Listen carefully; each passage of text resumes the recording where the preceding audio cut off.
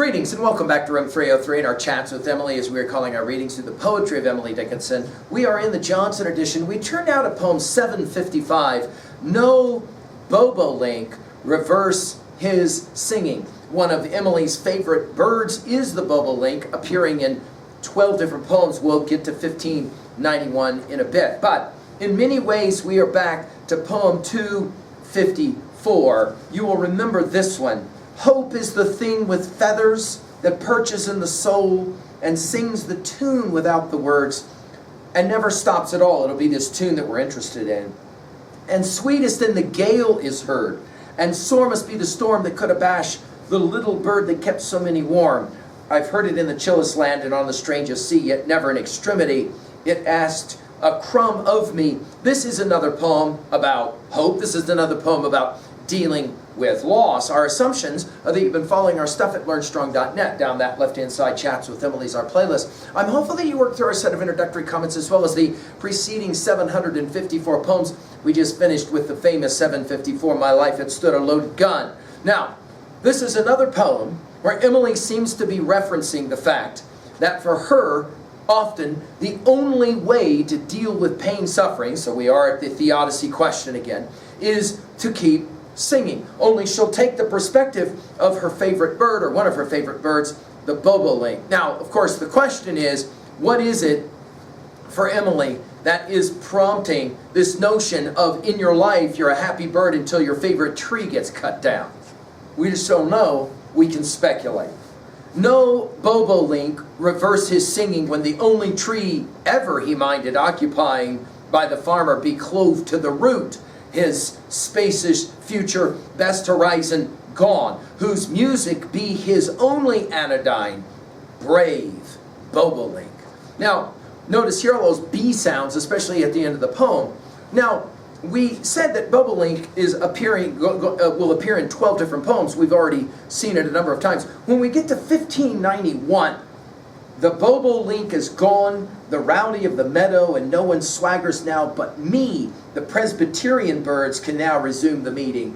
He boldly interrupted that overflowing day when, supplicating mercy in a portentous way, he swung upon the Decalogue and shouted, "Let us pray." The idea that the bobolink is the most hardy of birds, capable of making it through. Notice, though, the reversal of singing happening, potentially, because the only tree ever he minded occupying by the farmer be clove to the root. Now, Emily, a great lover of trees, and of course, you can read this poem as an ecological poem as well. That is to say, randomly we start cutting down trees without ever even imagining the effect that it might have on an innocent bird. She will speculate. Notice what's gone. Notice it's not her, his spacious future, best horizon, dash, gone, dash.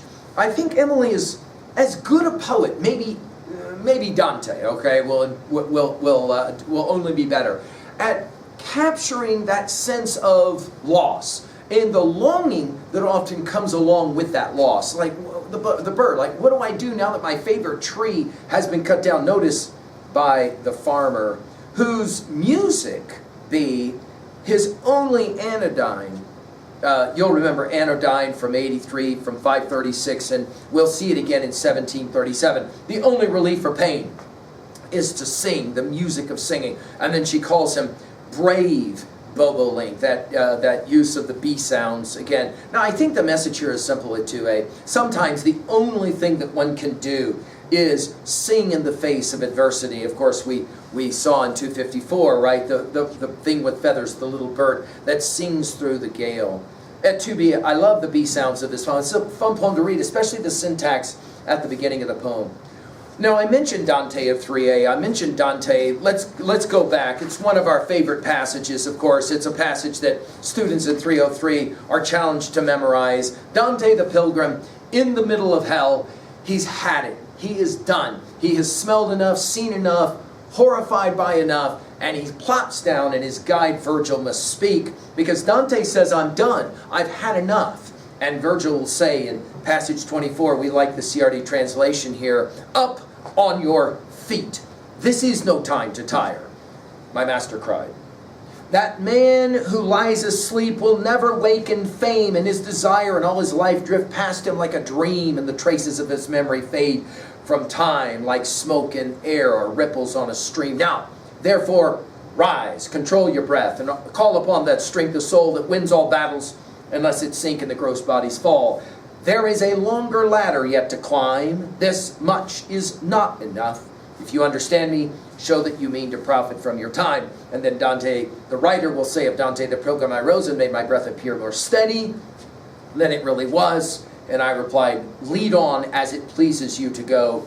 I am strong and ready. We've given, of course, full lectures at learnstrong.net over the entire Divine Commedia, and especially, of course, that set of lines. And finally, in 3B, to own a set of lines like this. What was a time when you lost your favorite tree and all you could do was keep singing? Did you keep singing? I hope Emily challenges you. Keep singing. Thank you.